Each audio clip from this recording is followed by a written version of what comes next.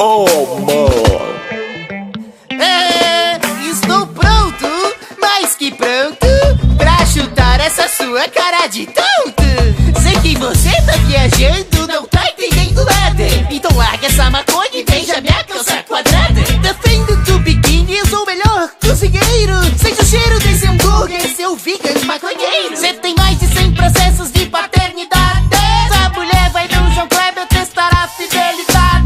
Oh, mano, não falei da minha mulher. Só tive 11 filhos, o número 12 esqueci. Minha geração era livre, bacanal todo momento. Você é tão quadrado, reproduz por brotamento. Tive 1 milhão de amigos, eu era popular. Você só tem um, que é uma estrela do mar. Pare de dizer o que eu tenho que comer. Já tirei no xerife, posso atirar em você. Posso atirar, posso atirar, posso atirar em você.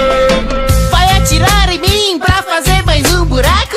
Eu já tenho 7, toca aqui, ficou no vácuo. Olha esse cabelo e essa barba com meleca. É cheio de pelo, imagina na cueca. Seu CD na fenda do biquíni não vendeu pra nenhum bicho. Acabou virando estoque lá do balde de lixo. Sua música é tão ruim que morto nem faz falta. Prefiro escutar o Lula Molusco tocando flauta. Mais de 100 milhões de discos eu vendi.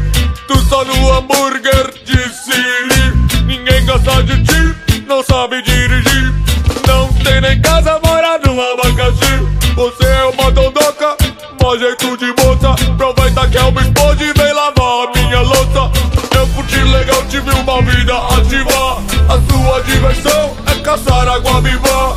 Maconheiro sim, legalize, pode crer. Na vida fantasma holandês, deve estar no LSD. Pode pra ver fantasma holandês, deve estar no LSD. Pode pra ver fantasma holandês, deve estar no LSD. Pode pra ver fantasma holandês, deve estar no LSD. Ei, Bob Esponja, com quem você tava falando? Eu tava falando com o Bob Marley. Mas ele já morreu! Você tá viajando demais! Mas sem mais maconha pra você! Passa a bola aqui! Olá, galofritenses! A Canudo tá com uma promoção imperdível. Quanto mais você compra, mais desconto você ganha! Descontos de 30 a 100 reais. Tá esperando o quê? Clica agora no link da descrição do vídeo e aproveite essa promoção.